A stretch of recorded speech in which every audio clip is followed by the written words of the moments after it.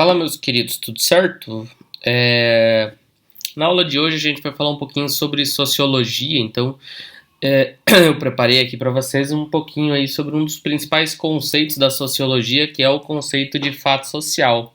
O que seria o fato social, essencialmente? Se a gente fosse trazer ele para uma explicação básica e bem simplificada, o fato social, ele dá para a gente dizer que seria um instrumento social, não só social, mas também cultural, e ele determina a maneira com que as pessoas agem, pensam e sentem, né?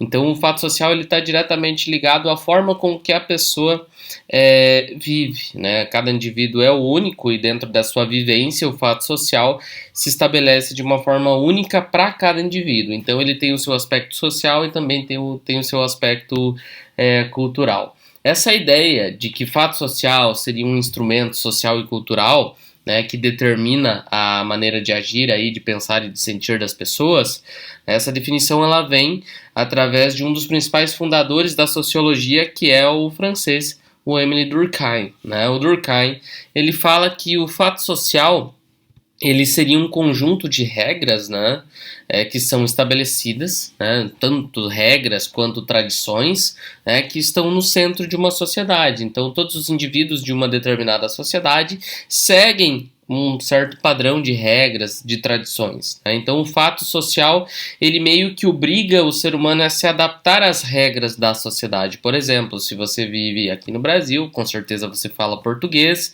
Se você vive na região sul, você tem alguns hábitos, como, por exemplo, o chimarrão, ou alguns vícios de linguagem que são característicos da região sul do Brasil. Então, o fato social ele vai se estabelecer dentro de uma sociedade a partir de um sistema que estabelece uma coerção, né? Você é levado a ter um determinado hábito. Então, para o Durkheim, o fato social ele seria um conjunto de regras, tradições, né, que estão no centro de uma sociedade. Dessa forma, o fato social ele vai meio que obrigar o ser humano a se adaptar a essas regras sociais. Alguns exemplos de fatos sociais que a gente pode estar utilizando são, por exemplo, as normas de convivência, né, as convenções que, independentemente da nossa vontade ou da própria existência do indivíduo, são aplicadas à sociedade, né, a esse contexto onde você vive, por exemplo. Né? Então, os valores, as convenções sociais, como você se portar, por exemplo, no supermercado, na igreja, ou quando você enxerga, por exemplo, uma blitz policial, você pode não ter nada de errado, mas o teu comportamento vai mudar a partir do momento que você vê uma blitz da polícia parando você, por exemplo. Né? Então, o fato social, ele delimita uma forma de comportamento que muitas vezes é pré-estabelecida e você não tem escolha. Né? Então, quais seriam as principais características do fato social? Segundo Durkheim, o fato social ele está diretamente ligado à percepção de cada indivíduo. Né? Por isso, então, a gente tem que entender que um comportamento humano ele vai ser diretamente condicionado à realidade social em que esse indivíduo está inserido. Né?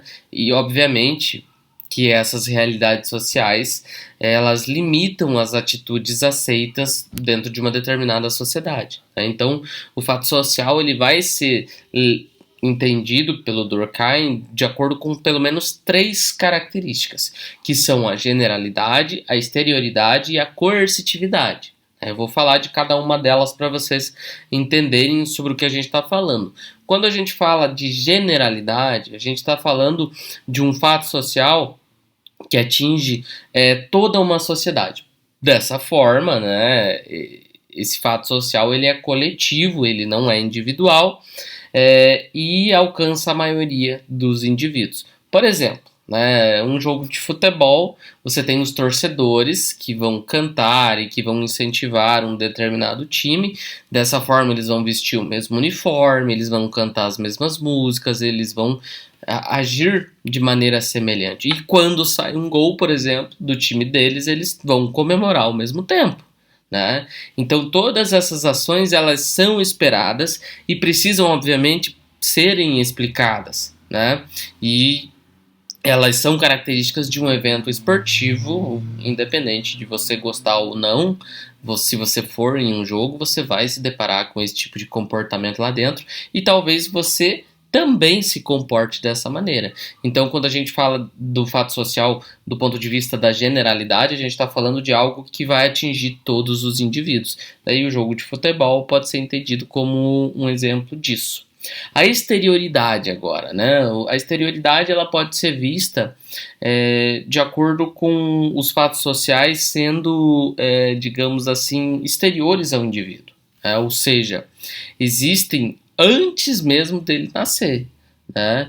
E também acontecem de forma, digamos assim, independente, não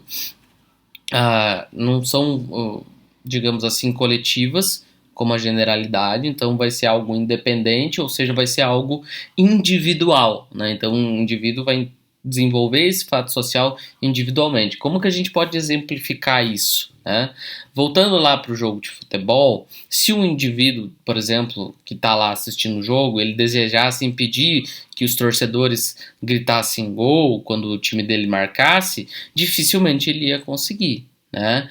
Esse comportamento, por exemplo, ele seria visto como algo estranho e que não se enquadra aquele padrão que foi estabelecido no jogo de futebol. Então, é esperado que os fãs de uma determinada equipe comemorem o gol dessa maneira, gritando, cantando, e se tiver um indivíduo lá no meio, sozinho ele não vai conseguir evitar isso, porque esse é um fato social generalizado. Né?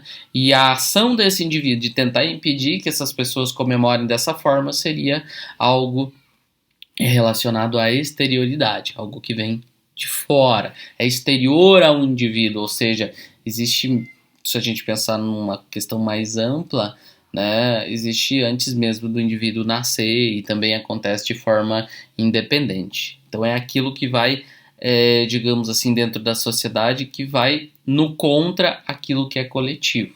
Né? Por exemplo, se a gente pensar hoje na questão de gênero, né? Todo mundo falava até pouco tempo atrás da questão da família tradicional brasileira, homem, mulher e filho.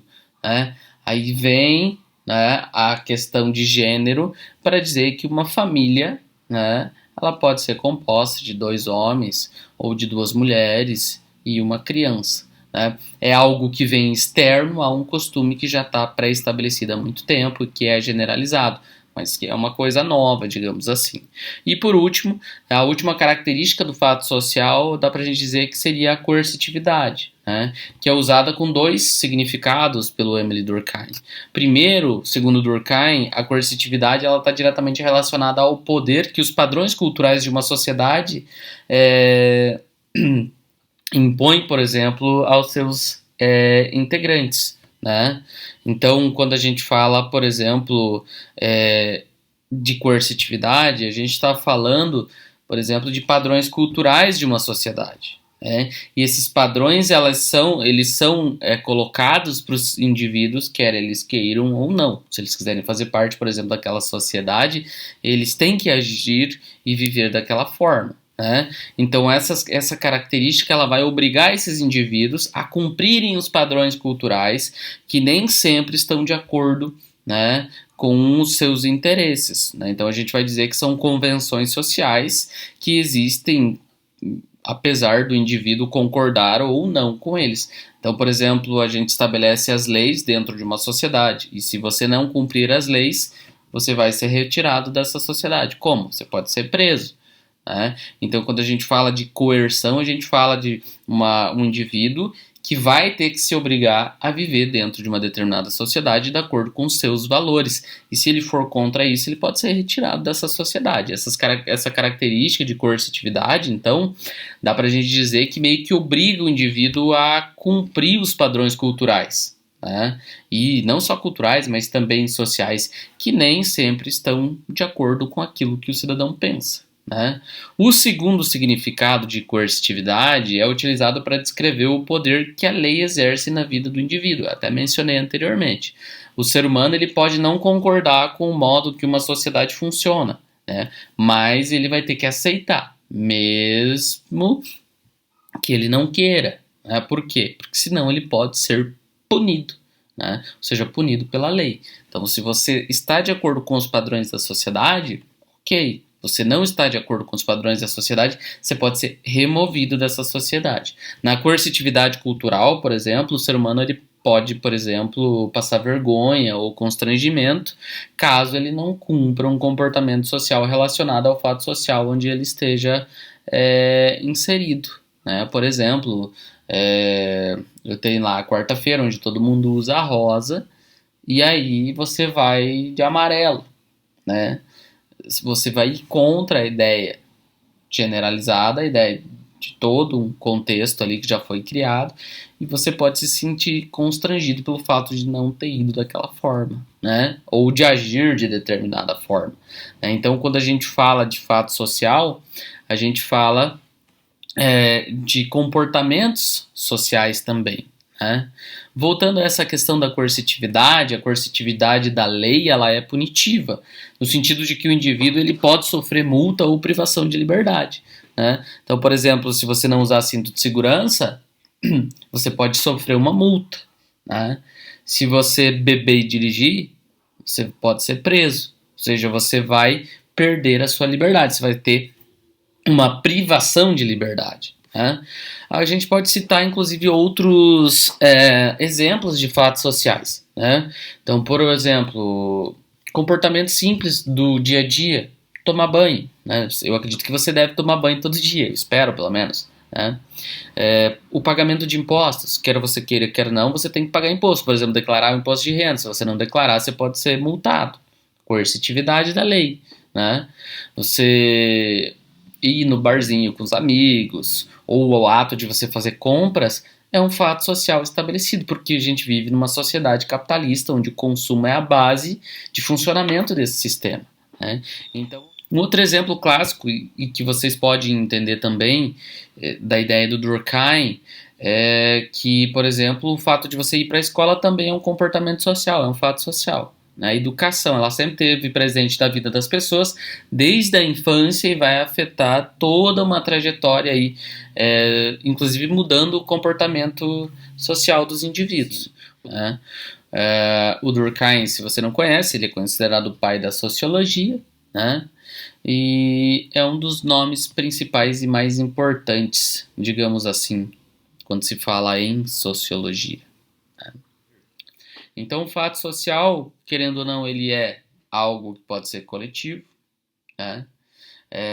Aplicado diretamente aos indivíduos, né?